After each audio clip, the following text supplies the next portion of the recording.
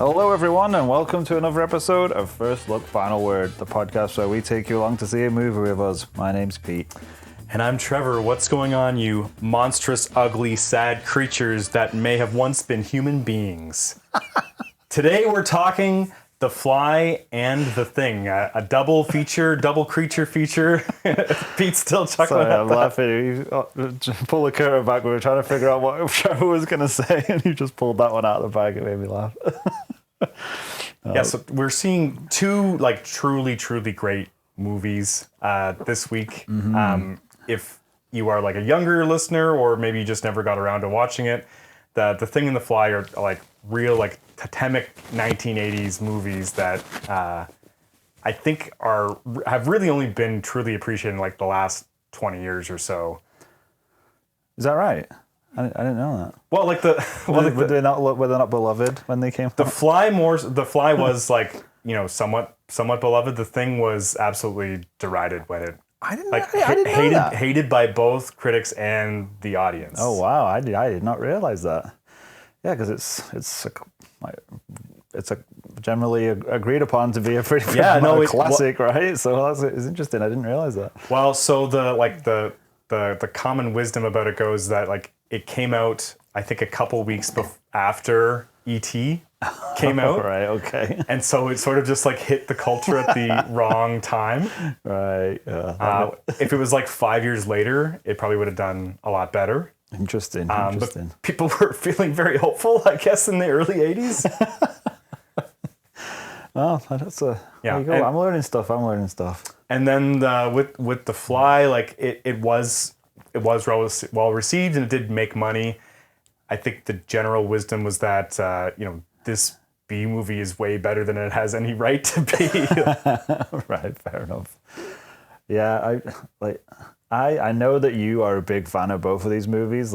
They're up there on your all time, I think, and I really do like both of them as well. But I don't think The Fly I've not seen as much. Definitely haven't seen it as much as you have. I would guess, because I've only seen it maybe once or twice.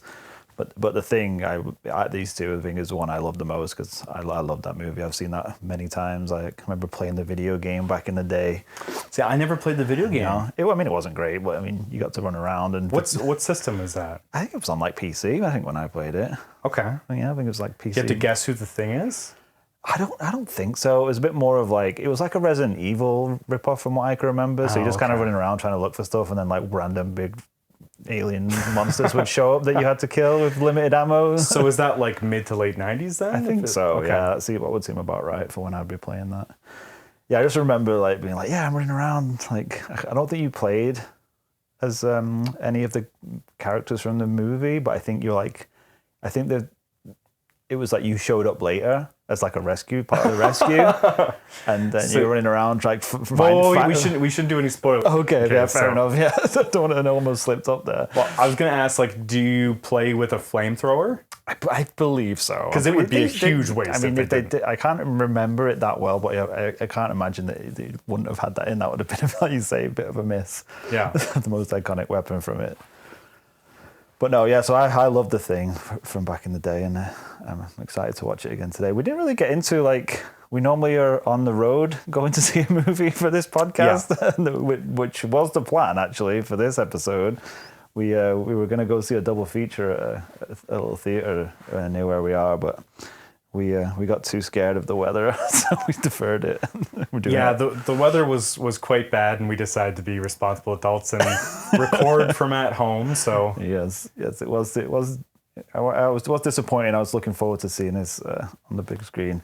Well, you and I have seen The Thing in theaters before. Yes, we actually did go and see it 2 years ago or something. Yeah, before pre-pod. Yeah, if you could believe there was ever such a time. Yeah, when life was meaningless. And then I've seen The Fly before at that same. Oh, have you seen it there too? Oh, cool, yeah. Cool. I would say The Thing in theaters is one of my favorite theater experiences. It was incredible. Yeah, that was really good. The Fly was actually not that good. Oh, really? Because show up all the vulnerable parts of it. Well, I believe there were a lot of people there who had never seen it before, and were just really? we're Wow. just like kind of like chuckling at every time Jeff Goldblum opened his mouth, like because he's Jeff Goldblum and he's so ridiculous. He's very Jeff Goldblum in that as well.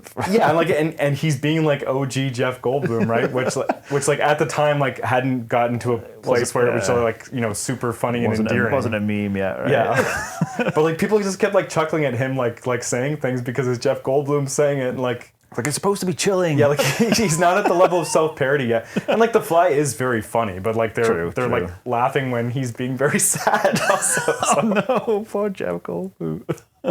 Yeah, that would be an interesting experience. It's funny. I wouldn't expect a bunch of people who'd never seen it to make the trip out to see it. That's interesting. Yeah, I don't know. Like it always seems to attract like a new bunch of people or whatever. Yeah, I guess people take along their friends, right? You got to see this movie, and then they're just like, "Is it got Jeff Goldblum crying?" Well, at that same theater, I've seen Jaws before. Oh, that would I've still not seen Jaws. That's got to be an episode we do. It was really great. Next time it plays, we'll do that. So the audience did eventually settle down, but at the beginning of the movie, when Jaws' theme starts playing, people started laughing because like it's such a parody at this point. Well, yeah, exactly. Like they knew those notes as like a punchline as opposed to having seen the movie. That's crazy because that is not a. Well, I mean, there's a couple of funny bits in it, but I mean, it's terrifying to me, the opening of that movie. Yeah, it was really just like at the musical cue that they were laughing at. I guess because it's like, it's probably a bit like when you're in a theater with the sound system, it's like very overbearing. It's like that's a bit much, you know? And you're not used to it, I suppose. But no, yeah, we'll definitely have to put that in one. We'll have to figure out where that's playing next. Is there an anniversary? Is there a Jaws anniversary coming up? Well, it should be, right? Did it came out in 75? I guess. I think so, or 75 or 76. Well, it'd be a big one coming up, right? Let me look this up then. I wonder if they'll do like a remaster or a reprint of it. That would be pretty cool. So it came out in 75, so it is there you go, this year then. Is the big anniversary this year, so. Yeah, so keep an eye out for that, guys. We'll do a Jaws anniversary episode. It would obviously be, we'd have to chime it for sometime during the summer, so yeah, I bet you we can figure that out. That would be great. Definitely. I mean, I'm sure they'll be also one of my favorites, probably not a surprise. They'll be doing something for it, I mean, guaranteed, right? Yeah, but no, like the thing is like at the very top, if not like the top of my list. Yeah. When I did my 80s list a few years ago, it was at the top of that list. Yeah.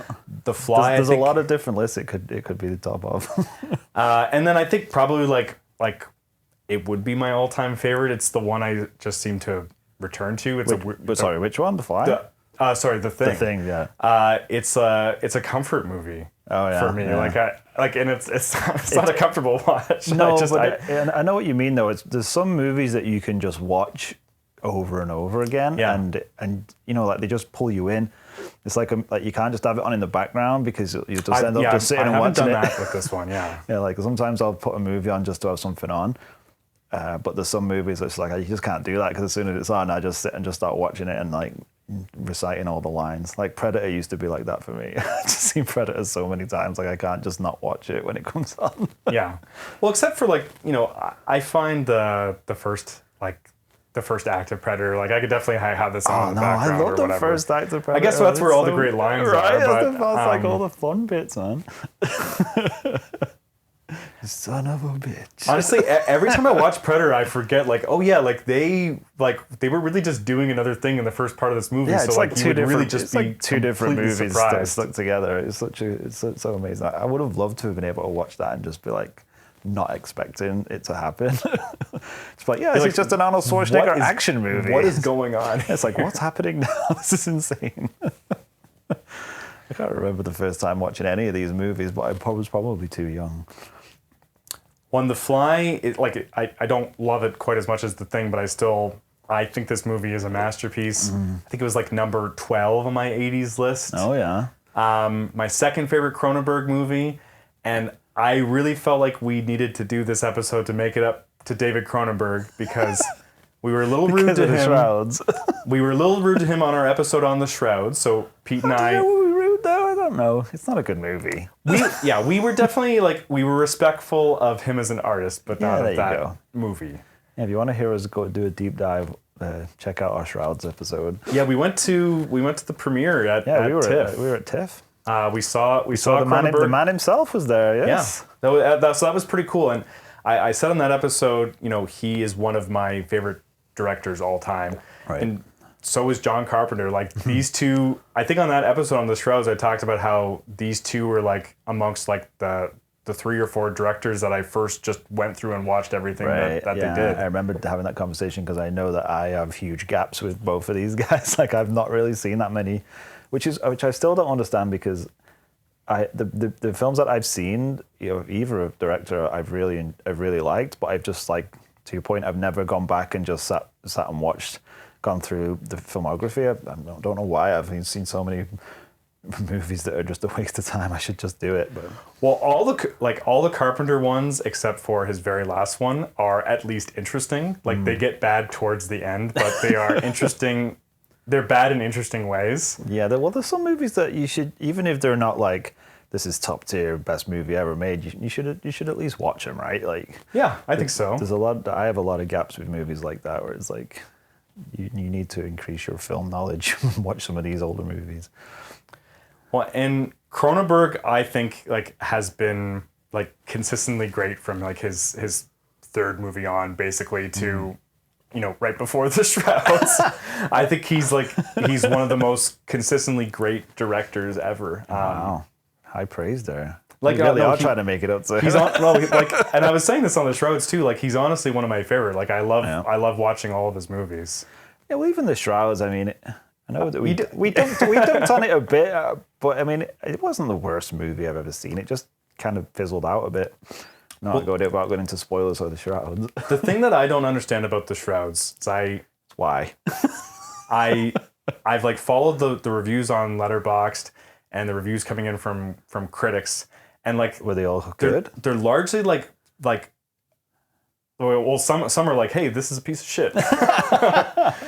But I think like especially from like really mainstream like arty critics are like this is a really important work from a master at the end of his life, and I'm like, if this wasn't by David Cronenberg, you would not be saying that. Yeah, there's a lot of that sometimes, right? Like, and just because like the movie is thematically interesting does not mean that it's cinematically good.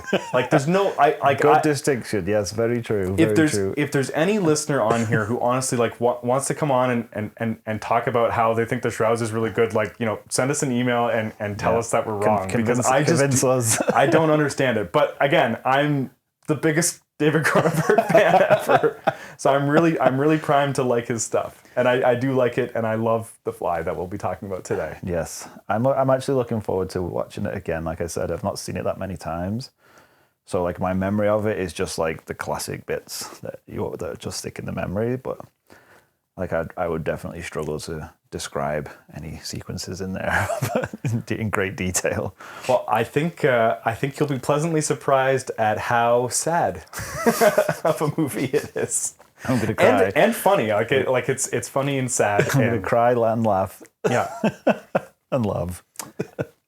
And so we'll be watching The Fly first. I got it queued up on Disney Plus, and then I have the 4K of The Thing ready to go right after that. Nice. And, I'm actually excited about that. Not gonna lie. I'm not seeing a 4K version of it. Well, there we go, and it's beautiful. I'm sure it is. Sure it is. All right. So before we dive into our like watch and then reviews of the movies, Pete and I we're gonna dip into our ongoing discussions of Aardman Animations. Yes. So if you are not interested in Aardman Animations, and today we'll be talking about Chicken Run. Yeah, so we're not talking about Wallace and Gromit today. If you're sick of us talking about Wallace and Gromit, which we have done at length, then no Wallace and Gromit talk today, guys.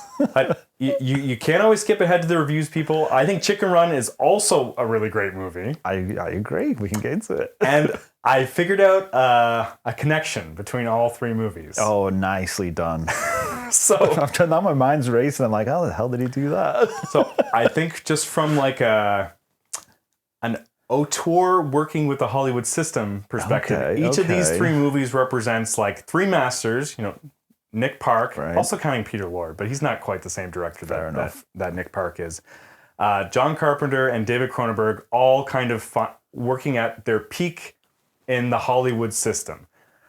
I see. I'll give you that one. Yeah, that works. So we were talking a bit on our episode last week where we talked about the wrong trousers and a close shave, and how like when a Hollywood executive saw like how great those Wallace and Gromit shorts were, they thought like, we have to find a way to work with these guys. And so Aardman made a deal with DreamWorks. I think it's a 3-picture deal or whatever. I think it was a 4-picture deal. Or, I don't know, actually. I think it was just multi-picture from what I read. And this is the first effort from that. And first go around, right? And like it was Aardman's biggest project at that point. By far, right?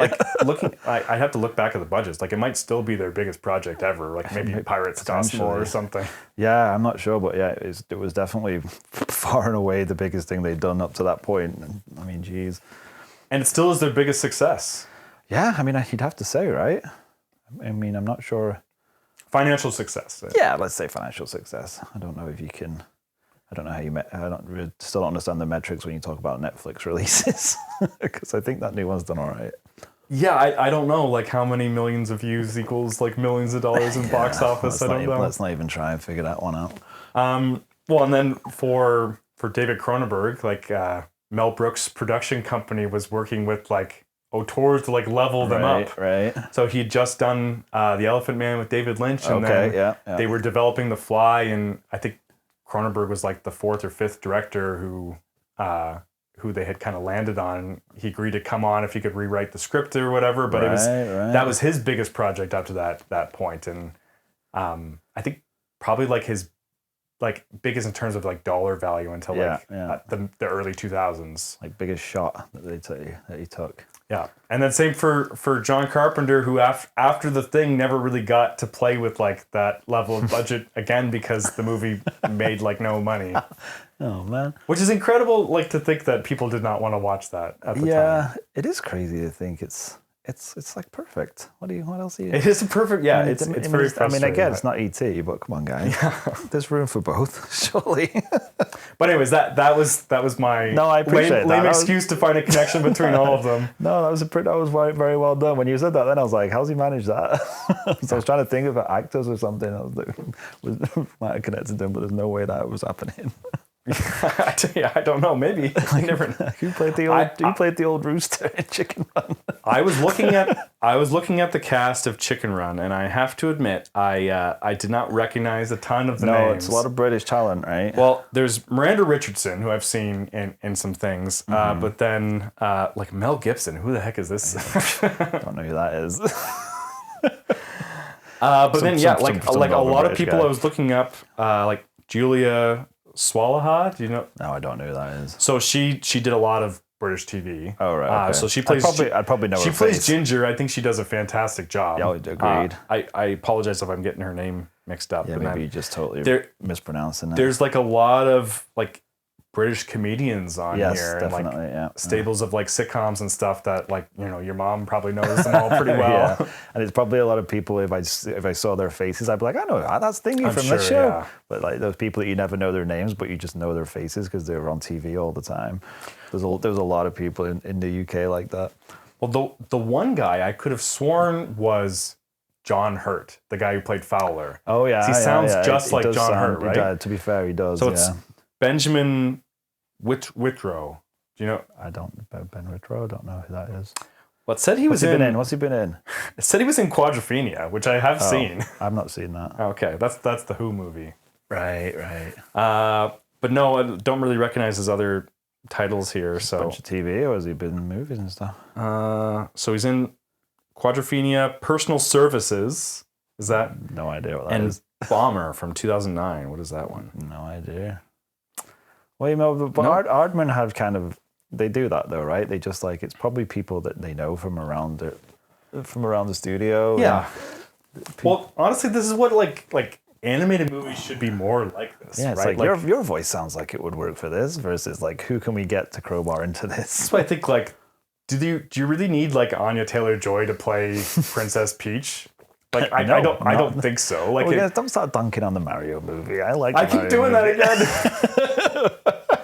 But just from a business perspective, I don't understand it. Because why do you want to spend X amount more money than you actually have to? I don't know. I think we had this conversation recently. Yeah, we already talked about it. I wanted to go over the same thing, but yeah, I do still think that there is pulling power with names. Name recognition counts, Trevor. I don't think so. You need that name on the poster. I don't think a single person Pratt went to Mario because they're like, I am a Chris Pratt fan. No Parks and Rec fans queuing up to see Mario. Hey, I'm a Parks and Rec fan, and I'm a Mario fan.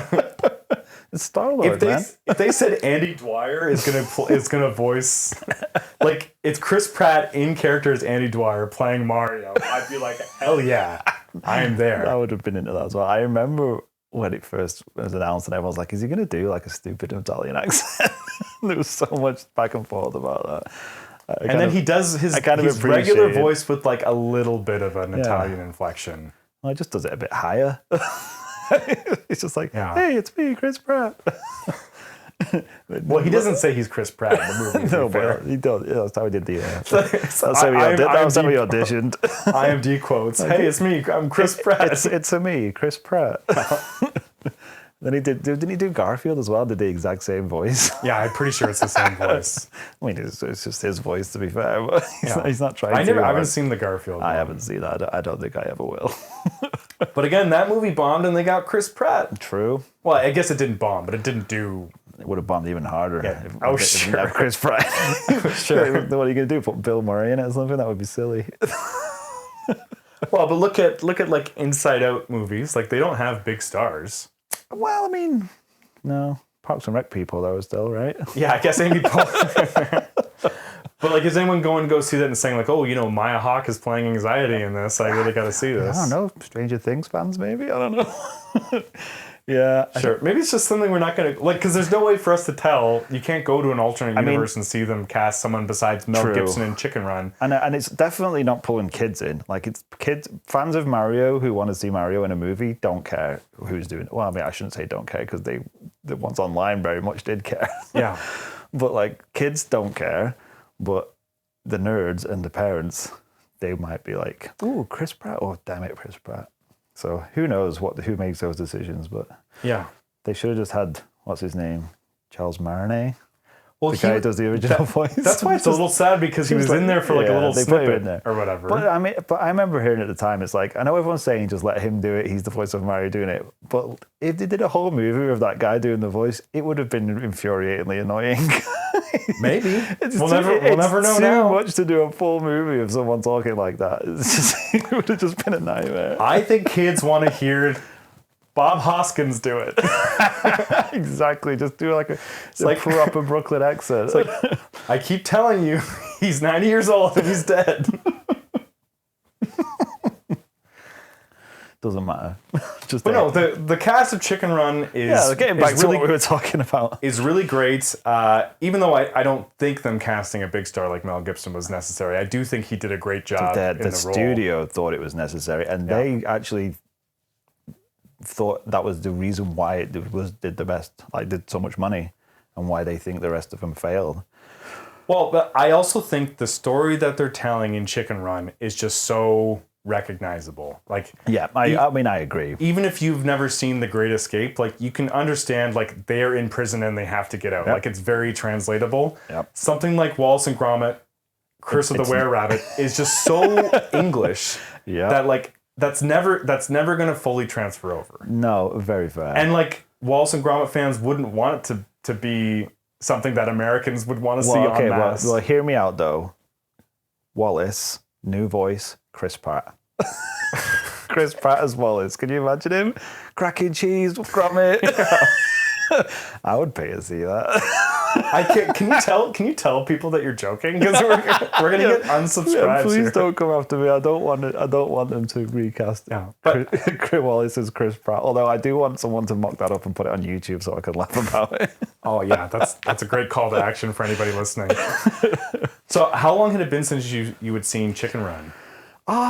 Probably not that long, because my kids quite like it, and they're like 8 and 9 now, and they watched it a couple of years back. And then when that new one came out, the sequel. I still haven't seen it. I haven't seen it all the way through, but when it came out, my kids sort of got back on the Chicken Run train for a little while, and they watched that a couple of times. I only saw a few scenes, but then they would go back and watch the first one. Is it similar character? Same characters. Same characters. Yeah. Okay.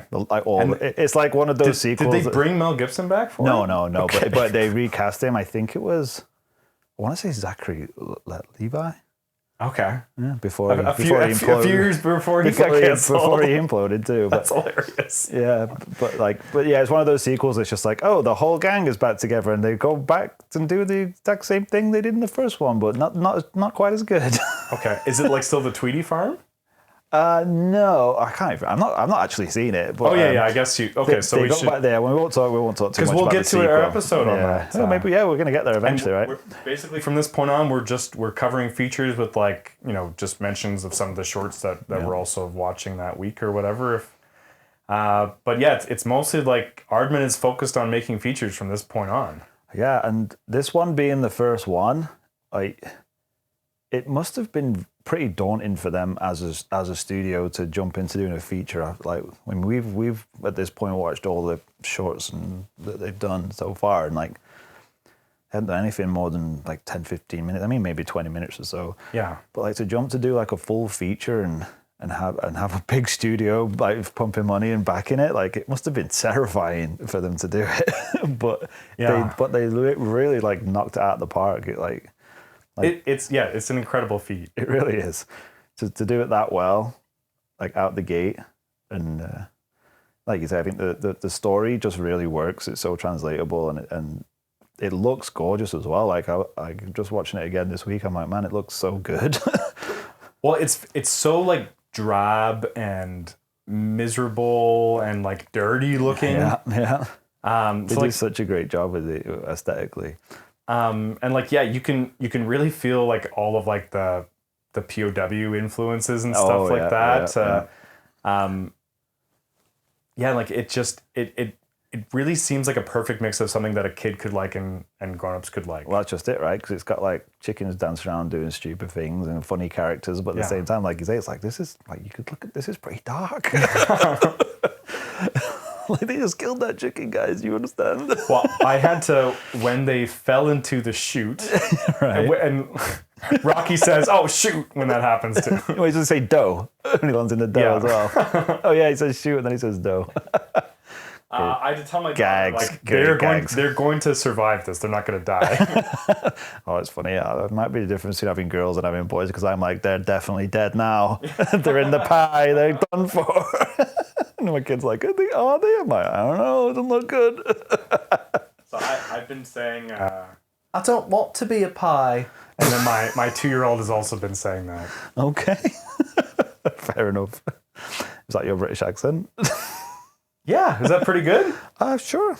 Or well, yeah. Give me your Canadian one. Man. No, let's not go down that route. Maybe we should try to switch accents one episode and see if people notice. They definitely would, and it would be horrible.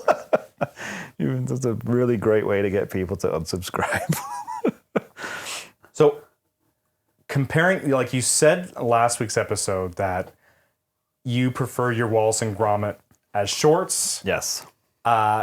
When you watch something like Chicken Run, did it feel like it dragged at any point, or did this feel like a real feature-length movie? Yeah, and great question, because that was something I was going to bring up, because I do not feel the same way about Chicken Run as I do about the Wallace and Gromit movies. Like, I feel like this one works perfectly as a feature animated movie because, and I think as well, it's because it's telling a complete story, right? The characters have huge arcs, and they're telling a complete story, and they end in a totally different place from where they begin, and it's where they were aiming to get. No spoilers, it's a kid's movie, guys.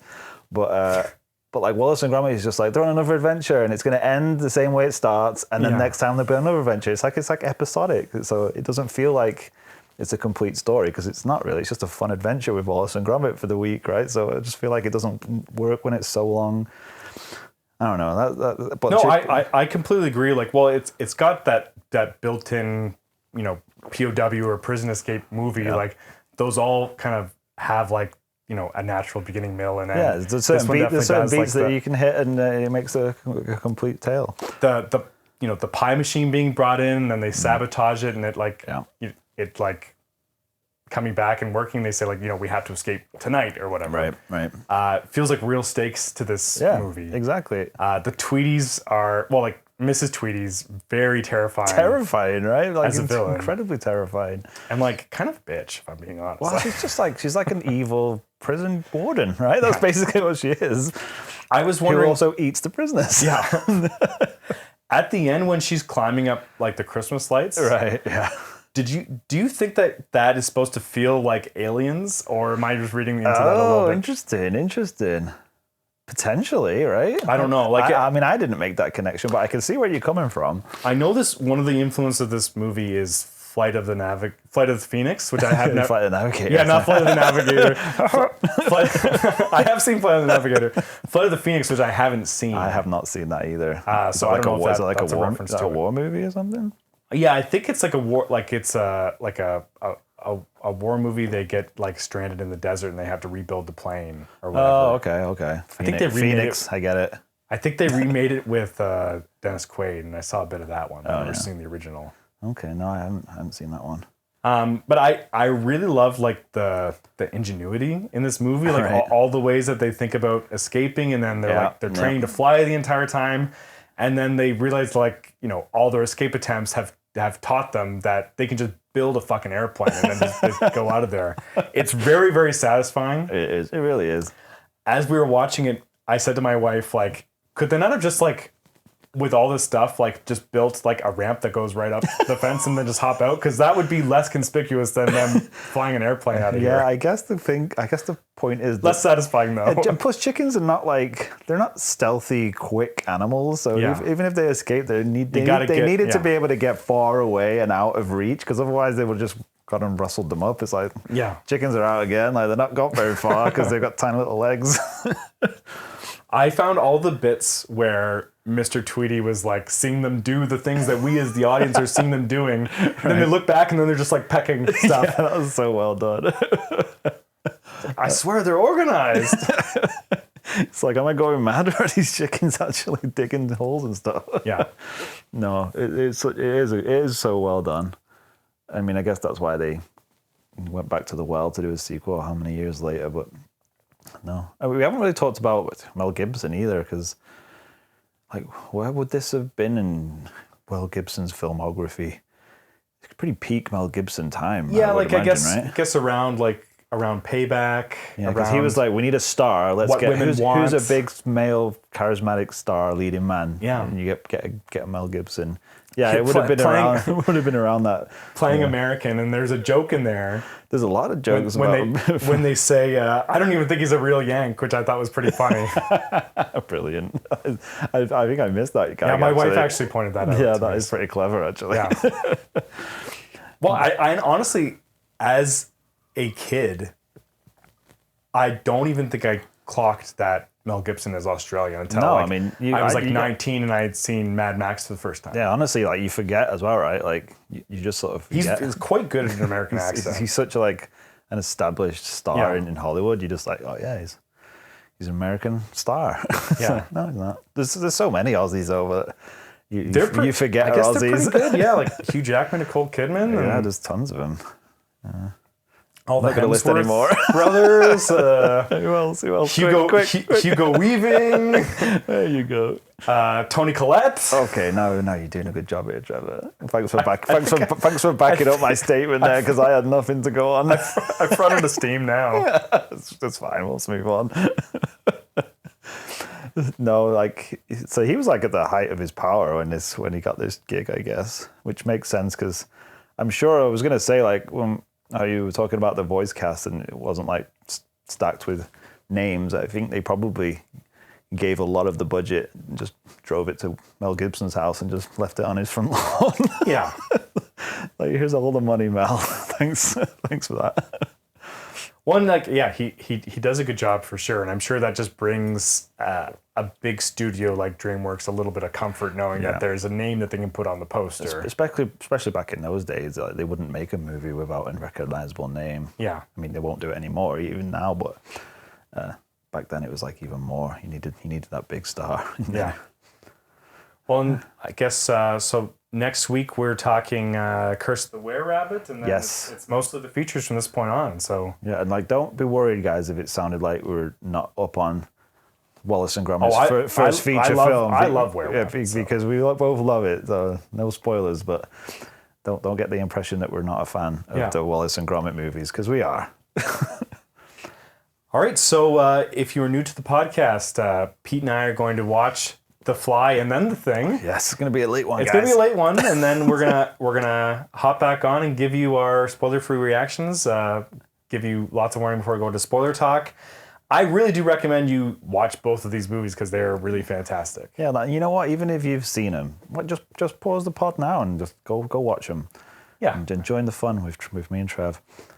All right, well, wish us luck, everybody. Yeah. Don't go anywhere. We're about to jump forward in time a good few hours 4 here. hours. We might sound a bit lower energy, but we'll do our best. Don't go anywhere, guys.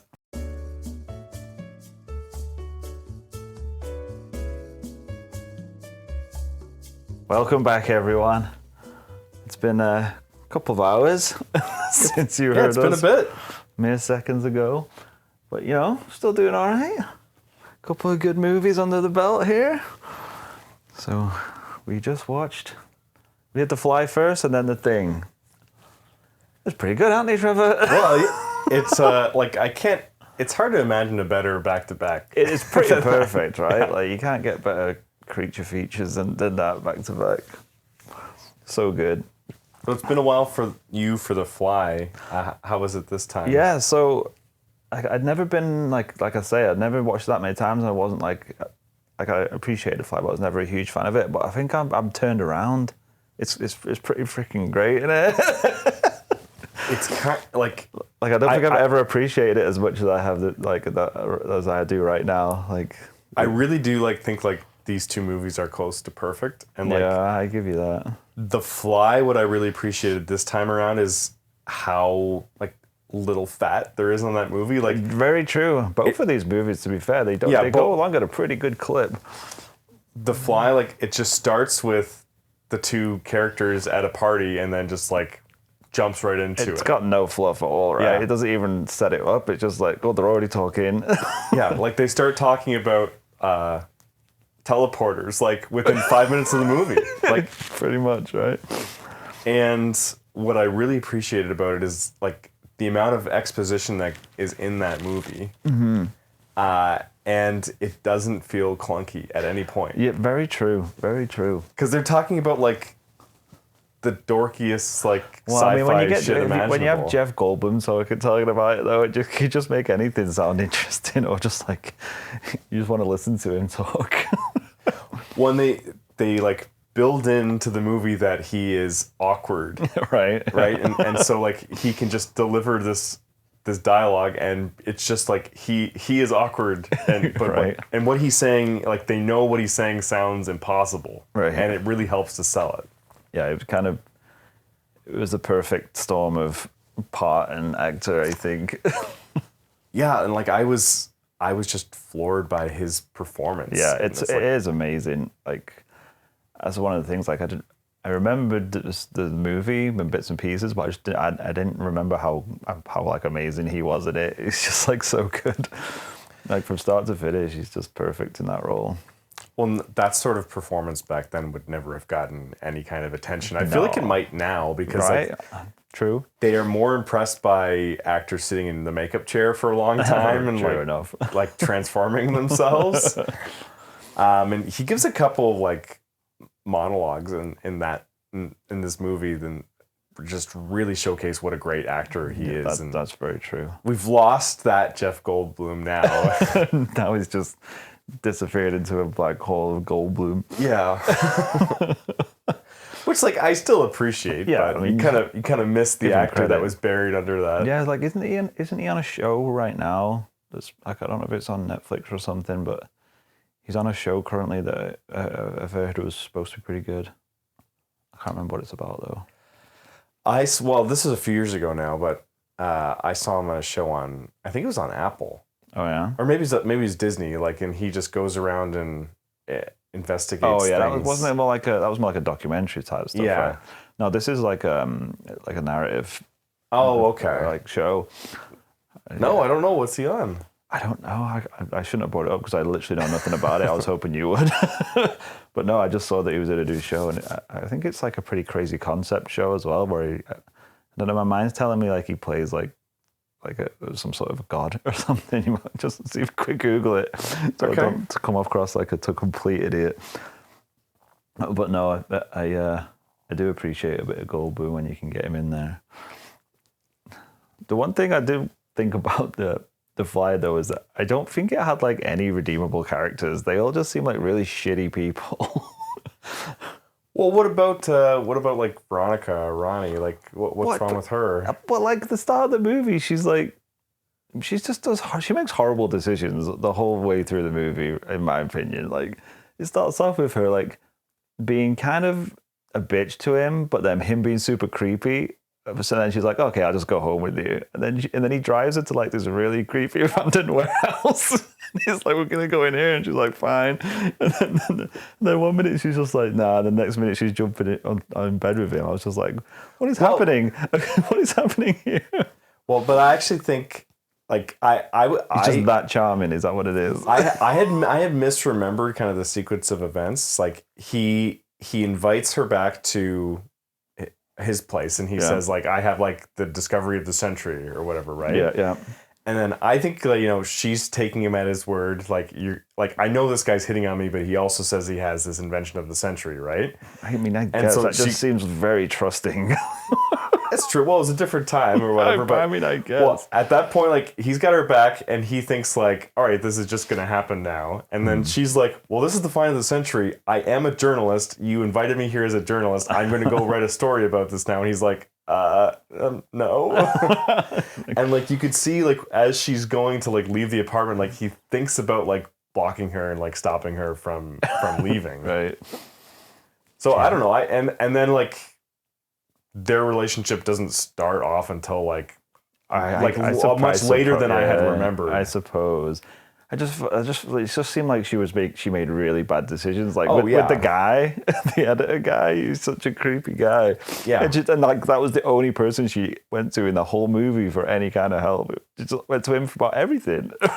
Well, like the backstory was that he was her professor in school, I guess right? so. Like I guess she's a victim. I think she's just like, he got her start in journalism, right? Yeah. Whatever, right? And like he has a key to her fucking apartment. Yeah. He just breaks in. He separated her from her whole support network, so all she has is him. Yeah. Even when there's a giant fly monster trying to attack her. And I think like Jeff Goldblum or Seth Brundle, she also doesn't really have anything in her life besides work. Yeah, true. But yeah, like lots of creepy dudes in that movie. Creepy dude. Well, there's not that many characters in it, to be fair. It's basically those three. Yeah, it's just a three-hander. Tawny, the girl he picks up from the bar. That was such a weird sequence of events as well. I don't understand why that was. It's crazy. Why? What he was even trying to do at that point? He's just like, I just want to fuck everybody. Yeah, I think so. Because flies are well known for that. I guess I don't know much about flies. It makes me think like I don't know like what the characteristics of a fly are. I mean, maybe flies are horny. I don't know. I guess so, right? Like, and he just like one of his monologues is how he is worried that he's just going to start following his base instincts and that he'll lose the humanity that's inside insect mind. I guess we're kind of just blowing past spoilers, right? So like, is that? Oh yeah, I guess so. Well, let's. I don't know how we talk about these movies without getting into spoilers. I don't know. Do we what are we gonna do? Like talk about the fly, then talk about the thing without talking about spoilers, then go back and do them both again? Let's just say screw it. Yeah, let's just say screw it. We should have discussed this beforehand, but you know what? Whatever, guys. This is live. Okay, at this point there be spoilers. Yeah, we're just gonna do spoilers. I think we were fine before because like. If you're watching a movie called The Fly, yeah, I mean, someone's going to turn into a fly. That he turned into a fly monster, but we didn't get into any like Yeah. big third act things. But let's just call it. Let's just call it. Yeah, now. I mean, if you've not seen these movies, You've gotta go see You're not them. listening to this at this point anyway, so it doesn't matter. Well, I'm telling you, it's 2 masterpieces. Go and watch it. Like, there's no reason you can't do it. We watched The Fly on Disney Plus, and There you go. we watched The Thing on 4K, but I assume it's available for streaming as well. Oh, I would imagine so. What studio was it? I can't remember. Literally just watched it, but I don't know. Is that Universal? I don't know. Maybe. Okay.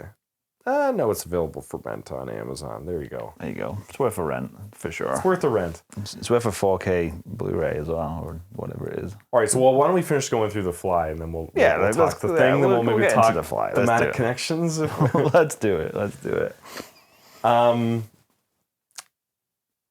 So like his transformation, like how did that strike you this time around?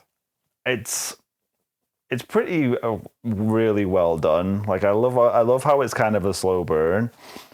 How it's just like slowly, well, no, slowly until it's not slowly, I guess. Yeah. But like how it just makes him like, because that was the other thing I thought was like quite strange. Like the day after he's done the transportation, like he's very obviously not right.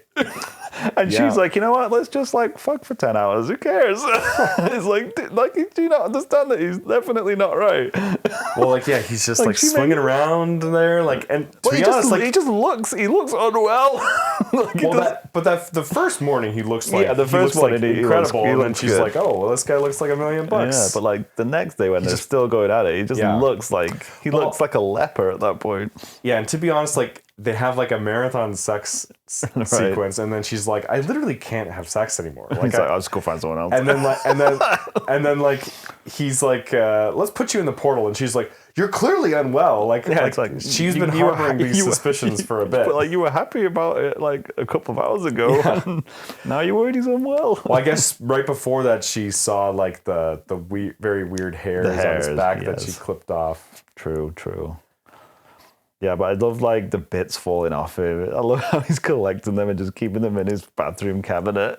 Yeah, It's like the museum. like the Natural Museum of That's really Brundle. There's so many great lines in this movie It's as well. a great script. It really Great is. score too. It's Yeah. Howard Shore. And this movie costs like hardly any money to make either. Like it really is just like probably some of the best special effects I've ever seen. They do such a great job with it because I mean, it's old, right? But it doesn't look hokey, really. Like even like at the end when they show the full like Brundlefly transformation thing, it's like it's really well done. Like it looks really good. Like it's better than like any like modern day creature. Yeah, can you imagine how little it cost compared to what they would do these days in a movie like that? Seriously, yeah. Right. Well, like it would be like all CG. It would look like crap. Let's be real. No, Like- it's so good though. Like his teeth falling out. But honestly, it's just his reaction to it as well. I think just makes it because like I think you put anybody else in that movie and it's a million times worse because it could have just been really hokey and just stupid. But he just sells it so well, and his little reactions and his little like jerky fly movements that he starts doing, just like sprinkling them in, getting worse and worse. He's so good at it. It's hard. Yeah, it's hard to see like who could do like as good of a job as that. That's what I mean. Like some people, you could see other actors doing it, but it just like for some reason it just wouldn't work without it being him.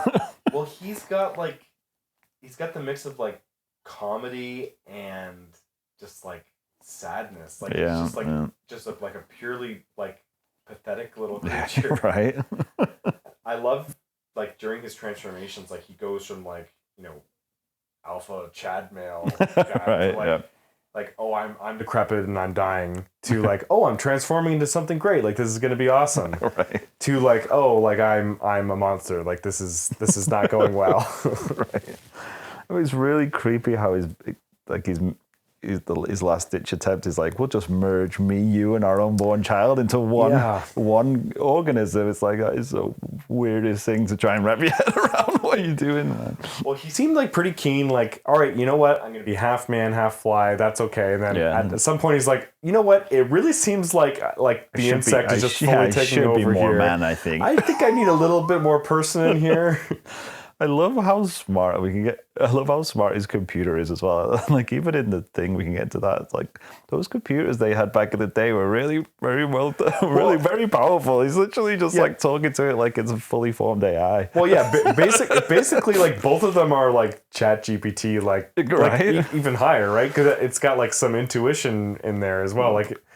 But even like scanning and showing like the image of the fly at like the cellular level, and it seems really back. I was like, how is he doing this? I mean, I guess he talked about having like crazy electron microscopes, lasers, and whatnot. But I guess, but the computer's able to analyze it pretty quickly. Yeah, and I love the way that like he had the computer to do all the stuff, but then he also, just to show off, he had it so it was voice activated. like in everything until the very last minute, it was like, start in 5 seconds. It's just start in 5 seconds. It's like, why do you need to use voice activation? Yeah. Surely that's like one keystroke and you're done. And it's like, I don't recognize your voice. Like, okay, I'll just turn it off then.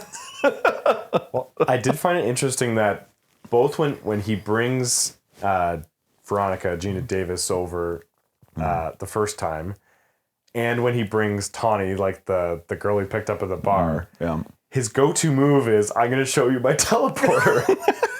I think he does not know how to possibly seduce a woman without a teleporter. He does pretty well at it though. That's what I mean. Like at the start, he's trying to like chat her up at this party, and he's doing like the worst job of anybody ever. And he still gets her back to his creepy like lair. I guess he's called Jeff Goldblum. He's still handsome. Like he's still a pretty good looking guy. I'll give him that. It was amazing though. I'm trying to think of anything else that I was trying to remember to talk about. Well, and like I guess like a common connection between the two movies is like, and like a body horror does this a lot in general. It's just like the metaphor of like what disease does to a body, right? And like the fly more especially just like kind of shows someone just like slowly dying, their body's just like just turning apart, against them, falling apart. We saw like Cronenberg trying to explore the same themes in the Shrouds. Like this movie is like this is clearly what he was going for. This exact thing, he nailed it in the 80s. Yeah, I guess one of those things where you might maybe just always trying to hit that high again. Maybe it's just trying to go back to the world. Didn't quite work as well. Let's put it that way. And then, like the thing dealing with very similar themes, like it's about like an infection that's working its way through. And that's what I find interesting about this movie. And I feel like on multiple viewings is kind of when that it's clicked in. It's not always a direct attack from the thing against someone like taking it over. There are some instances in this movie where like someone was just like slowly infected and they're slowly being taken over, and then they are not even aware that they're becoming the thing. Right. Yeah, we'll get into that because I do have questions about the thing. But before we move off the fly, I feel like we'd be remiss to mention the maggot baby. Yeah, which I had forgotten about somehow from previous viewings, and I was like, "Oh, okay, cool." Maybe like the most disturbing scene ever. Like, it's just like, I'm gonna go there. I don't care. It's just fine. It's just a dream, so it's fine. Yeah, well, and this movie tackling some like pretty heavy themes of like abortion, and then towards the end, euthanasia. Yeah, pretty much, right? It's pretty weighty themes, man, in The Fly. There's another version of The Fly, is there not? Like, yeah, Vincent Price. Both of these movies are remakes. Yeah, very true, very good point. Another connection. I've never seen the entirety of the Vincent Price one. I caught like the last 30 minutes on TV. I've never seen any of that one. That one, it's really like there's a fly and there's a guy, and then they got like spliced, but there's two separate thing still. Oh. Whereas this one, it's about a fusion. How is there two separate things still? Like, there's a fly of there's a a man's guy body. walking around with a fly head. Okay, And then there's a fly with a guy's fly of a face. man. Yeah, like it really Okay, is. you know what? I need to see this now. It really is like that episode of The Simpsons. Right, gotcha. That's funny. But yeah, no, I never saw the whole thing. Like it's real B movie material. Okay. Yeah. So the fact that they got like this from like that source is Right. truly incredible. These are great, great examples of when you do a remake, when you should do a remake and doing it well. Do it to elevate material. Find something that was a good idea that didn't quite come off and just do it better. Like another example, and is also a great 80s movie that I love is Little Shop of Horrors that took like That is a great movie. just like a hokey B movie from the 50s and just turned it into something incredible. Yeah, that movie should not exist, but it's amazing. Yeah, it's great. Like, you imagine something like that getting made anymore? I think that they're trying to do it again.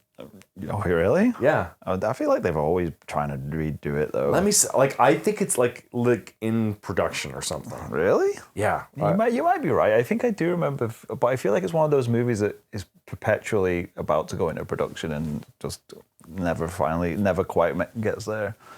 But I don't know. I might be wrong, but I don't know. I feel like I don't know if we need another Little Shop of Horrors. I mean, you're never going to be able to capture that lightning in a bottle again. It was perfect time, perfect cast. I don't think. Well, Rick Moranis is just like at the perfect part in his. Yeah, maybe they'll bring him back. Is he coming out? He's come out of retirement recently, hasn't he? Maybe not, but he's been around. I remember talking about Ghostbusters. Yeah, it looks like they're trying to. Okay. They're trying to reboot it again. Yeah, that's what I mean. I feel like Looks like Joe Dante's wanting to do it. That's Really? interesting. Oh. He hasn't made a movie in a while. I feel like people keep getting it a certain like pretty far through a production and then it's just falling flat. Well, they'll probably have like Glenn Powell playing Seymour or something, just like wears glasses. That's very true. They probably would. No, I don't think we don't need that. No. So they did do a remake of The Thing. Didn't they do a prequel? It's a prequel, but it's also basically a remake. Like it's supposed to be from the Norwegians. Yeah. I was gonna ask you about that because I never saw it, but I always thought it was an interesting concept to do that because it is like what actually went on in that base. Well, they're all speaking English. And Do they not do like the Hunt for October where like you start speaking in think Norwegian so. and then they slowly change it to English and it's like, okay, now we can move on. maybe, yeah, when they say the word apocalypse or whatever. Yeah. So should we move on to the thing then? Do you think? Have we talked about the fly enough? Yeah, I guess like a good 20 minutes. we talked about how her boss / ex-boyfriend is what like a joke. What's the biggest What's the fucking line though? Where he's like, "What did you jump on his cock?" Yeah, she's like, I'm finally on the verge of something big, huge. It's like, yeah, what? His cock? It's probably the best line of all time. Can you imagine writing that in a script and being like, "That's the line. This is gonna kill." It's like something a fucking 10-year-old would say. Yeah. Well, and I think like that character is like, just like a 10-year-old boy, right? Like I did struggle with that a little bit. How like at the end he's like the hero. He's the hero just trying to save her, and I was like, this guy is not a hero. He's the worst kind of jerk groomer, like literally abusive to her the whole movie. Yeah. And now I'm supposed to root for him against Jeff Goldblum, and I don't want to. Yeah, I think his name is Stathis. Yeah, I think so. Her boss, and yeah, like he does sort of come off as a bit heroic at the end, but I think like it's not. I don't think it's the intention to play him as heroic necessarily because the movie knows he's a piece of shit. Yeah. I think it's just like he has like a paternalistic relationship with her, and he feels like he has to protect her. It's not like out of him being a good guy. It's him. It's interesting though, because they obviously made the conscious decision to like not kill him off when they had the chance, because they could have just had the Brundlefly just totally kill him, and then B, have him be the one that rescues her. Right. So it's interesting that they made that choice, because he's kind of a jerk character. Yeah. It's like, can't they just give her some... I guess they couldn't have the woman saving herself, maybe. I don't know. Yeah, well, I don't know, like... It was the 80s. Was it the 80s? It was the 80s, yeah. I was going to say, I think it's the 80s, right? Yeah, so he disrupts the plan, and then Brundlefly merges with Telepod, which I thought was very interesting. Yeah, I didn't remember that from previous views. I think when I've seen it in past, I thought he just like got all mangled, but they literally fused him with the freaking body. He had like bits of metal sticking out of him, which doesn't make any sense. He's supposed to fuse at the molecular level, not just stick big chunks of the door in his back. And like going through Cronenberg's filmography, like it's all, well, it's not all, but a lot of it is like human beings being fused with technology. Right. So, and like it's just something he's very interested in doing. Like, there you go. Like he must really like that episode of Voyager, Tuvix. You know what? Maybe Tuvix got it from Brundlefly. Well, he was in Star Trek, right? Maybe he helped him out. Goldblum was in. No. Cronenberg. Oh yeah, well he was in Discovery. He was, counts. He was Section 31. Still counts as Star Trek. Is Section 31 the show out now? I don't know. Okay, I don't give a shit. I don't think it is out. I would be surprised if it even ever comes out. Yeah, I'm mad about that whole thing. Yeah. So well, they made it non-canon though. Now, did you see that? Yeah, I saw that. I don't know what to make of it. I don't know how they're explaining that or why, and I don't really care or want to care. Just move on. Just move on with my life. Thing is, like, he is quite a compelling actor. Like whenever he shows up, he's good. He's in this. He was the dream abortion doctor. You heard his voice right away. Did you know he was in it before you watched it today? You seem surprised. Well, I must have known it and just forgot. Yeah. But yeah, I don't know. I might not have caught that. Although he's got very distinctive eyebrows.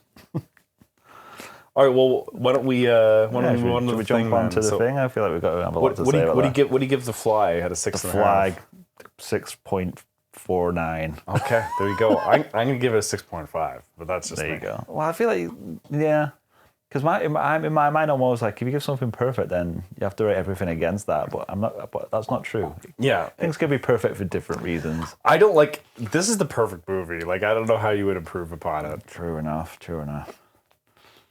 Okay, solid 6.5 all around.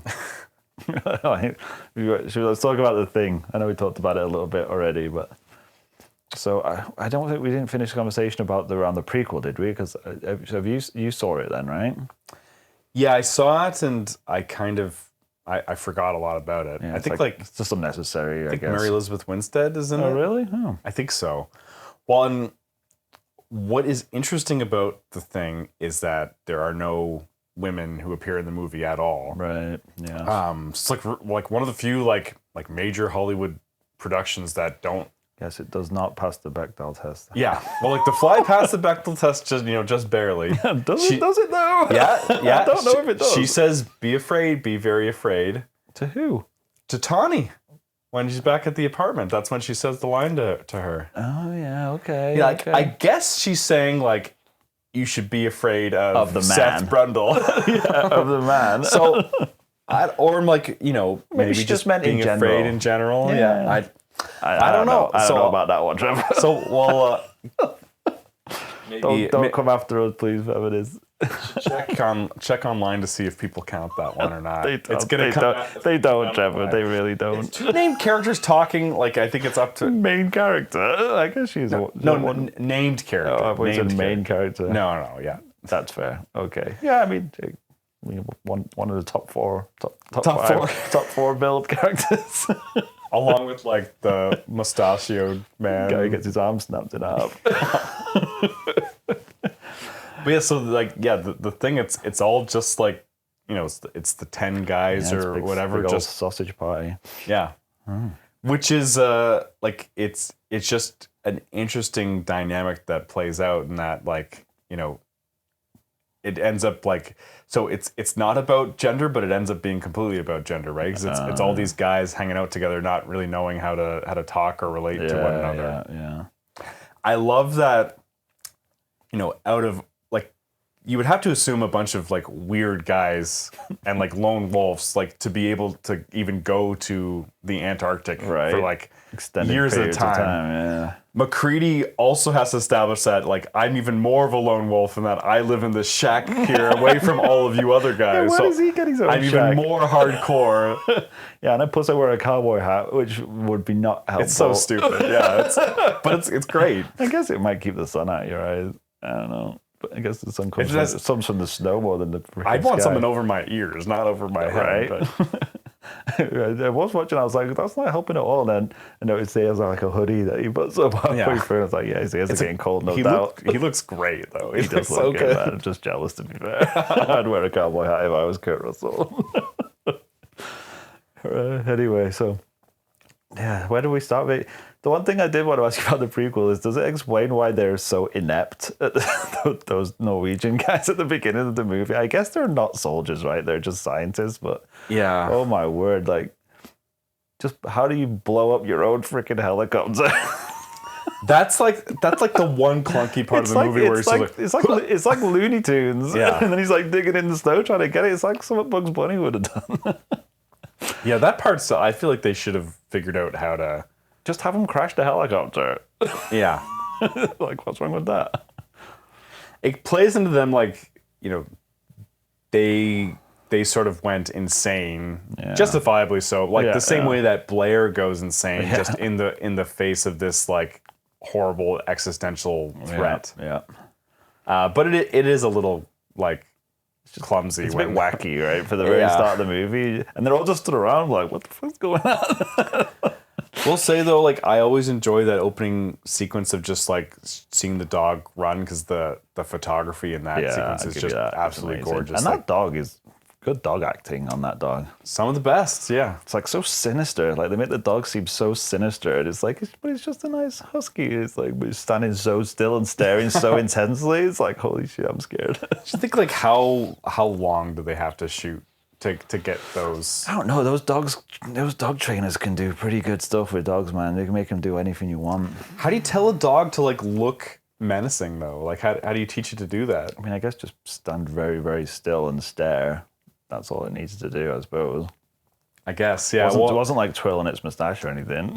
I guess the score does a lot of work. Does a lot of heavy lifting on that. So, yeah, like if you put a different score on it, I'd be like, oh, that dog's so happy. He's looking at, look out, he's just looking for his master. He's just wandering around, poking his head in. Yeah, so. Who do you think the dog visited? The guy in like the knit sweater, I forget his name. Norris. That's what I think, and that's what I did. We don't have to get too crazy into it, but I did kind of want to get into that with you because I've seen it quite a few times, and every time I watch it, I somehow forget who is the thing at any one time. Yeah. Apart from like the big ones, but like I still don't, and I don't know if you're supposed to, but I just can't figure out when people are supposed to be the thing and when they're supposed to not be the thing, and when they're supposed to have turned. Like, when did they become the thing? Like, I don't. Do you have it like clear in your mind, or do you think it's supposed to be ambiguous? I think I got it pretty clear. Like, when is Blair the thing? So Blair at some point at some point between when MacReady goes out there and talks to him, and then he has the noose out there. That is the best. He says, "I think I'm ready to go inside," because I truly believe that is just Blair, and he's crazy right in that moment.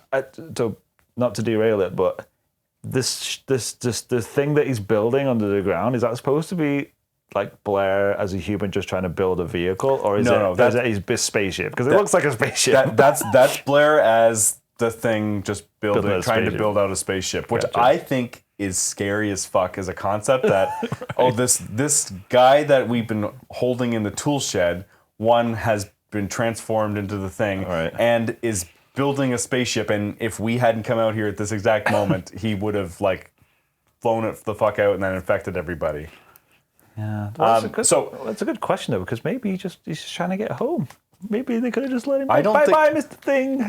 Have a good trip. I have to take Blair's notes at face value, where he says this must have infected a million creatures on a million planets. But he did not have the benefit of seeing the opening sequence where it's obvious that the ship is crash landed. It's not come to attack. So if you crash land somewhere, you usually want to get away from that place once you've fixed your ship. Well, but don't you think that this particular creature is geared towards taking over whatever environment they are in? Yes, but the begs the question: why do they even need a spaceship? Like, do they just like take over a whole planet and then just get in a spaceship and go to a different planet? I think they have a compulsion that everything in the universe needs to be A thing. it needs to be a thing. All right, gotcha. So I think that they send out a ship to every planet, basically. You know what I And- think is a bit of a tease in the thing is where it's like this thing must have like transformed into so many different things. It could literally turn into anything at any time. In my mind, I'm always like, that'd be cool if it turned into like an alien dinosaur and just went to town on people. It's like, no, I'm just gonna be a dog and a guy. That's about it. And a spider. And a spider head. But so, anyways, I think when Blair was infected at some point between when McCready goes out and talks to him, Yeah. and when they go out to do the blood test. So how did he get infected though? People are bringing food out to him, Okay. and people are infecting the food. Because he says that, doesn't he? What's the name of the dude who says we should eat from cans? No, they're That's not bringing. Fuchs. Are they bringing food to him though? Because when he goes to see him and he's got the news, he's eating out of a can. Yeah, that's true. Well, Just saying. at some point, someone goes out to infect I need him. like a Venn diagram and like little like connecting lines to be like this guy infected this guy who then infected this guy. because But I don't think I don't need it. I just would be interested because I don't know how to make it work in my brain. Because at that point, when McCready goes out and visits him and there's a noose, there are two people who are the thing. One knows that they're the thing, and one doesn't know that they're the thing. How do you know that though? How do you know that they don't know? This is all my theory, but I have But like, how are you getting that? Where are you getting that from though? Why do you think they don't know? So I believe when the dog comes in to see Norris, who's like the knitted sweater guy, Yeah. I think he just licks his face or something Okay. like that. Okay. Because we see when the dog first got there from the Oh, Norwegians, okay. he jumps up at Clark and he's trying to lick his face, but yeah. like he doesn't quite get there. Right. So I think he's just trying to pass on like some germs. So that's all it needs. or whatever. Yeah, it just needs one thing. Because you see, in my mind, I always thought that it needed to literally like what it does with the dogs, where it has to be alone, and then it like freaking attaches onto you and absorbs you inside. But that's how it does it in an instant. right. So it can do it in 10 minutes by doing it that way, or it can do it in like 3 days by slowly infecting you. But then why doesn't he just like lick everybody and then call it a day? Because I also think, and so we're going to different theories upon theories here. Okay, go lay it on me. But I think that the thing's intelligence is like conditional based off of what entity it's occupying at the time. Well, that would make sense. So I think that at one point when they're all kind of just hanging out and it's just like the one or two humans who are the thing, Right. it's good to just kind of keep going and don't rock the boat. Yeah, yeah. Because it's alone with people at multiple times, but it doesn't go after them because it's a risk. True. But as a dog, it couldn't resist the impulse to try to take over the other dogs Gotcha. or whatever. Yeah, because it didn't really make a lot of sense why it did that. Yeah. It's like you're already a dog So guy. at that point, I think it didn't have like the Intelligence. same level of intelligence to make that. But then when it's infected Blair, it knows how to build a fucking spaceship. True, yes. So anyway, I don't know about that then. so it licks Norris in the face. This is just my theory. Okay. And then it's just slowly infecting Norris because for like a few days or whatever, he doesn't have like very much suspicious activity. At one point, what is the sheriff's guy's name? Sheriff guy? The guy who carries the gun around. Oh, yeah, the boss? Gary. He's going to relinquish command, and he says, he says to the I guy- want Norris to have it. And he Yeah, says, and he's like, oh, I'm sorry, not- I'm he's not like, up for yeah, it. I'm not up If he was really the Thing, he would want to take control See, of the I don't know. situation. See, I don't know if I agree because I feel like he does a really good job of just sort of fading into the background and not doing anything for anyone to pay him any attention. So he's like, I don't want to be in charge because then people are going to be looking at me and judging me and thinking I'm. Because as soon as McCready's in charge, they all go after him. but so that's not the only thing though, because later when McCready's like trying to get in, it shows him by himself and he's like, ow, ow. And he's like has stomach pains and he feels pain, like he knows like something's wrong and something's sick with him. Really? Oh, I missed that. And so like he's feeling pain and he doesn't know what it is. And then he falls down and he dies. Right. Whereas I feel like probably it would have, like if he had just like, you know, died and come back as a Thing during his sleep or whatever, then it would have just, they wouldn't have even noticed. Yeah, But I think up until the point that he died, and then the Thing kind of just completely took over his body, he didn't even realize what was going Interesting. on.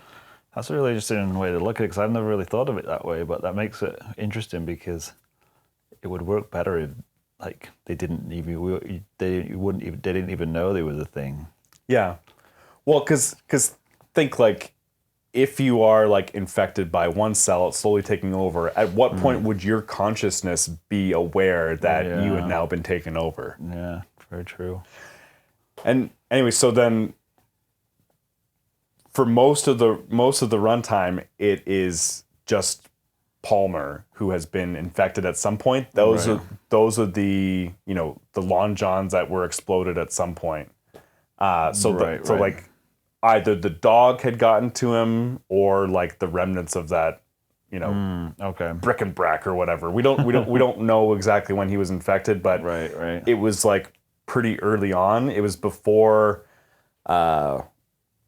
is it Remmings? I always get their names a little mixed up. There's a lot of names to remember though, to be fair. Bennings gets infected just like and Windows sees that he gets infected, and then that's how it kind of. That was an obvious one. But like maybe Palmer had got infected by the same fucking goop or whatever, and then he had time to hide his stuff or whatever. But Windows saw and interrupted the metamorphosis. It didn't seem to take all that long though, man. Like. Yeah, it's like a couple maybe minute, 5-10 minutes is all it and takes. it's done. But it's a risk every time they do it, so that. That's what he said, right? You get exposed. So that's why I think like at any given time in the movie, like there's not too many of them that are actually the Thing. Interesting. And then so at some point, probably Palmer at some point had gone out and infected Blair through some method. Okay. I was going with food, but like I think you made a good point that he's eating out of a can. So maybe he just like he went to go, let him out or whatever, but then he just like infected him. Well, the door was open as well, right? And yeah. So he obviously went in at some point. But I think like after the blood test or whatever, none of the main group are infected at that point. Exactly. So it's just Blair. It's just Blair Thing. at that point, right? And then they just stupidly split up and just one by one send them to die. Yeah. So it was only McCready. That was a little dumb, but like let's do this. Like let's just really separate and just do this one. Like go into the dark corner by yourself over there. Hey, he's not making any noise. Hey, you go. How's and it see going what's over happening. there? Yeah, he's not making any noise for a while. Why don't you go into the dark corner and see what's going on? So I know what your answer is going to be, but what do you think of the whole blood test scene? It's the best scene. Yeah, it's so fucking good. The reactions of the people tied up, it's just so good. Like when he's just like going crazy and they're just like, they're tied next to him. It's like, what are you supposed to do? Oh, I always love that scene so much. Well, and it's funny like how much credence people are giving the test. That's the other thing I was gonna say. Like he's like 100% convinced this test is gonna work, and he's basing it off, from what I can tell, zero scientific knowledge and zero experimentation or anything. He's just like, this will probably work. And then I was like, okay, let's just. I guess at that point you just kind of have to put your faith into something. But I think that's exactly. But it. if they all tested fine, you'd be like, I guess that test didn't work. Yeah. Well, because he sees like Norris's head come off his body and then walk around like a spider. So he's like, I've never seen quite anything like that before. Yeah. I guess each part is different. Yeah, I bet if I put my metal bit into some blood, that would definitely do something. So he tests Windows, and then he immediately is like, okay, Windows, you're fine. Put on this fucking flamethrower. It's like, that's really putting your faith in somebody, Right? That's what I thought. I guess, then, like we said, I mean, you got to just at a certain point, you got to start taking risks, I guess. Yeah. And then he tests him, and then he tests Does himself. He tests Cooper and Clark, who are both dead at that point. Yeah. And then he tests Palmer, and then it like sprays all over Poor the place. Clark. Like, couldn't have made him look more shifty the whole movie. Yeah.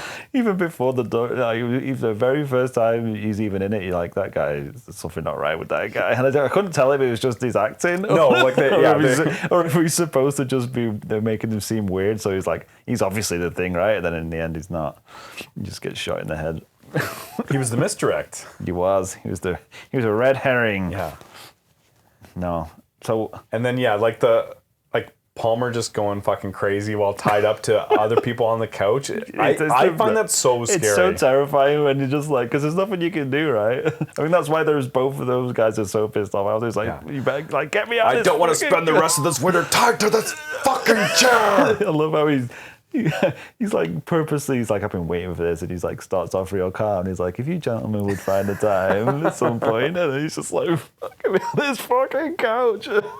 Oh yeah, couch. Yeah, it's a great line. Yeah, that's like the memorable sequence from the movie, right? Everyone remembers that. If you say, if you show us a shot of that, everyone knows what it is.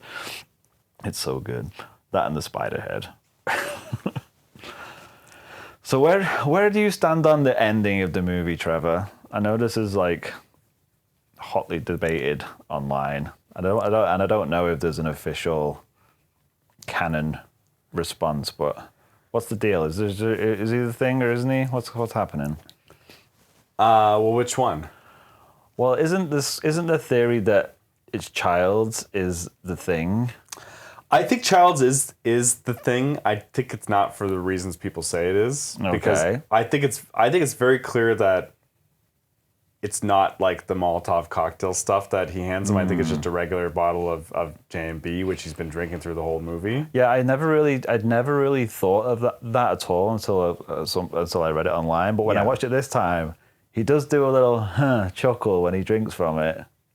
I know, but like I've watched this pretty closely. Like I think like I can clearly see the stuff they're using to blow stuff up, and then that just looks like a regular bottle. That was my thought as well. Is if they were going to do that, they would have given you like a little crumb of evidence that they were using that bottle as a Molotov cocktail, even if it was just like blink and you'll miss it, so that like the nerds would see it. But there's no indication that they've done that at all. He's just grabbed the bottle because he wants to drink it.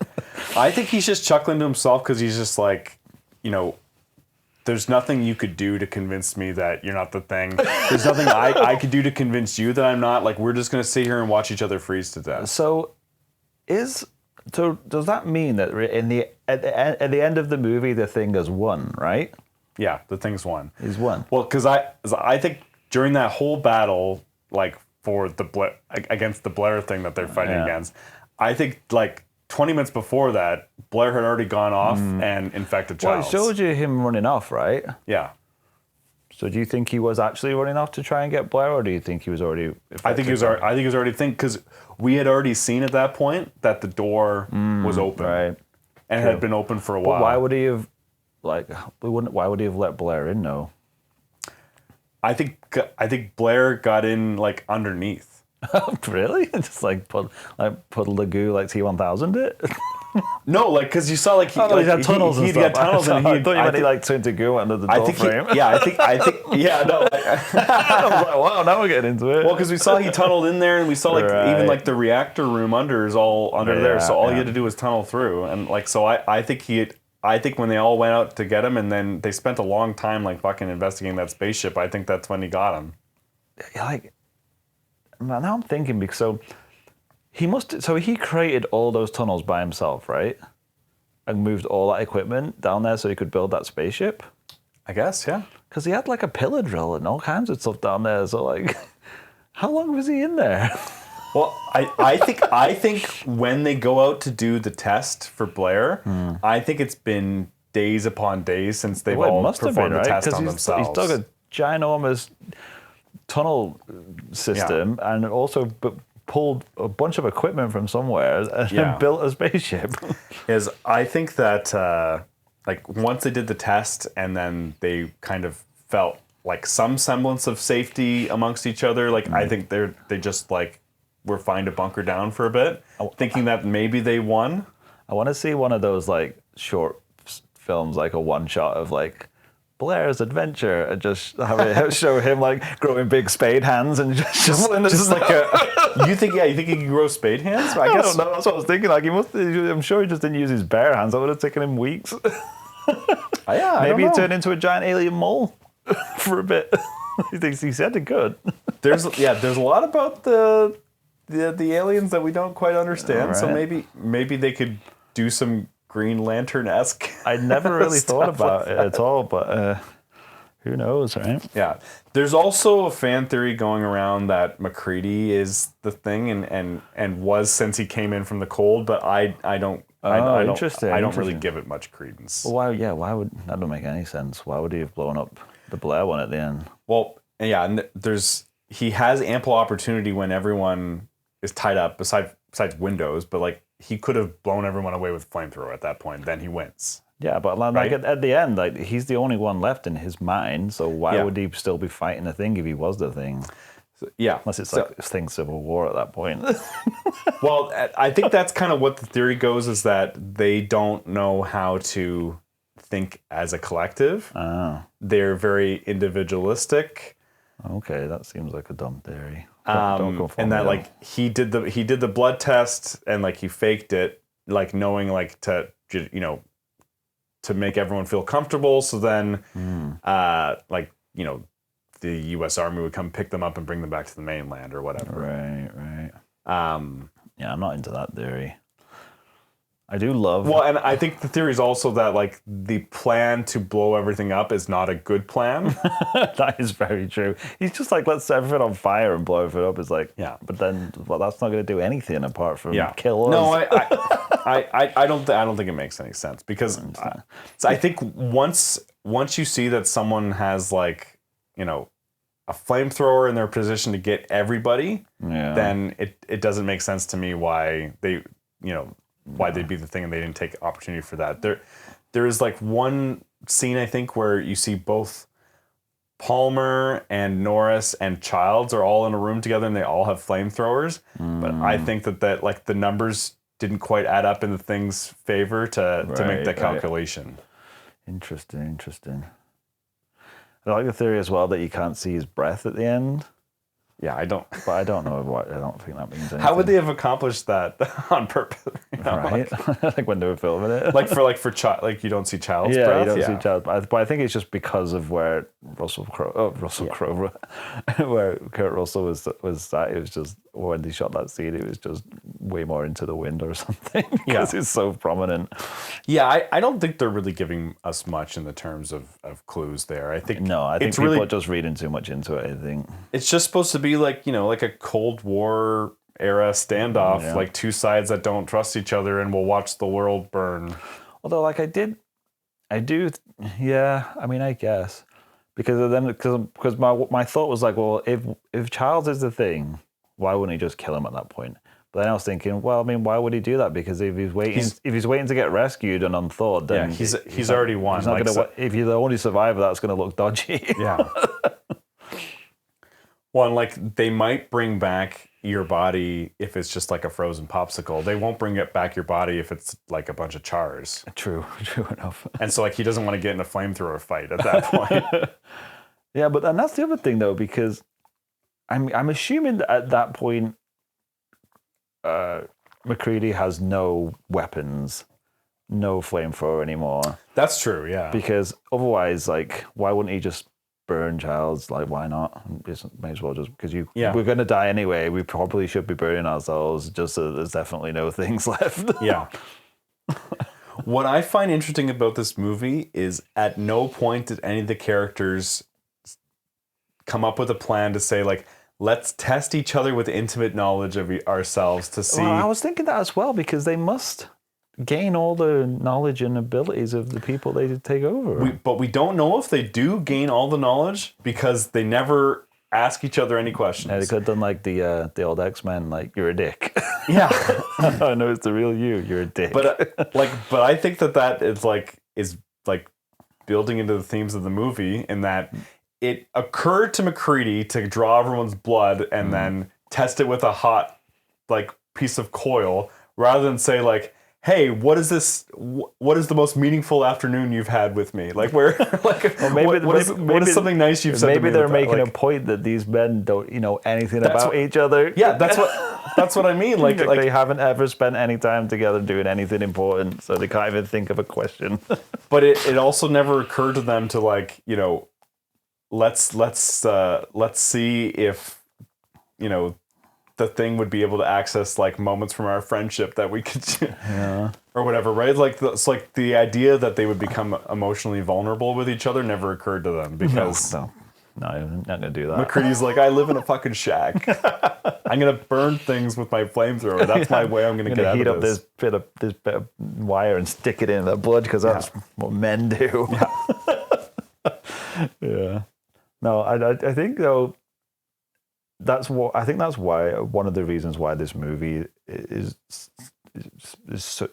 so good, but also will stand the test of time forever because you can have all these conversations, but it doesn't spoon feed you everything. Yeah, it doesn't really tell you much of anything. It's just all about like sowing those seeds of distrust and paranoia and even in the audience, you're paranoid about like, well, how do I know when he turned into the thing, or who is the thing, or like when did he turn into the thing? It's like, well, yeah, like there's a whole sequence of events. You feel like the characters because you don't know who to trust, and you don't even when you see who the thing, you're like, well, when did he become the thing? I don't even know. It's so difficult. So I think that's it's like genius filmmaking. Well, yeah, and it trusts the audience to follow along, which. I guess in 1982 was a mistake, and that the audience did not want to follow along with it. They wanted to get spoon fed. What? Plus, I always think killing innocent dogs in a movie is going to get people mad at you. Well, I think especially with an axe. that was bad. Like I think they could have just cut that part out, right? Because you already saw Clark like concerned, like running to go check on the animals, right? And like I think that was probably enough. Like, but like what? There was the one scene though where they were like, I thought they were euthanizing the dog when they were giving it that injection. No, they were just putting them to like to not put him to sleep. They were inducing sleep in the dogs to keep them like calm and docile because they weren't sure if they were infected or not. Oh, I thought they were just euthanizing him at that point. It's when he was like, he killed the rest of the dogs. I was like, didn't you guys do that already? I would have been like, let's do that right away. Oh yeah, yeah. Like, why are even dogs still alive? Come on now. I guess this is a common connection between all three movies in that there's like bad things that happen to animals in this because they're baboons and the fly. Poor baboons. Why he went straight to baboons? I still feel like that's crazy. You should have done a rat. You know how many rats and rabbits there are around? Like, you do not need to be killing baboons. It seemed like he only had 2 baboons too, so he only had 2 goes at it. No idea where he got them from, but I mean, I guess the scientific community has their ways. He's close enough that the baboon wanted a hug, right? Afterwards. There was a couple of good scenes of that baboon just jumping right on him. Just swatting at the fly. Well, so we should wrap up here. Yeah, so it's getting late, guys. So what's your final rating for The Thing? Oh, 6.5 with a bullet. Yeah. I love The Thing. Yeah, I agree. It's like my favorite movie. I love watch it again right now. Yeah, I was worried I would be tired, and like as soon as it came on, I'm like, okay, yeah, here we go. Yeah, I was feeling a little tired, but I was like, you know what? Any other movie, I'd probably not enough right now. But yeah, I'm fine to watch this one. Yeah. All right. Well, I guess tune in next week. We are talking Ghost in the Shell. Ghost in the Shell. Looking forward to that one for sure. So we're making it out to the theater for that one. And Wallace and Gromit. Don't forget Wallace and Gromit. And at week 4 of our ongoing Aardman series, we're talking Curse of the Were-Rabbit. So make sure to check in with that. Yeah, the first big screen outing, or feature length outing, I should say, for the lovable old idiot Lovable and his scamp. old idiot and his dog. All right, so yeah, and any other words you want to say, Trevor, before we go? Anything to pimp? I guess never trust a man. No. is the theme of these two movies, and it's pretty good advice. Never trust a man. That's not bad, especially in Chicken Run. Yeah. Yeah, well, all right, guys. I guess that's it for this week. Until next time, until Ghost in the Shell. That's the final word.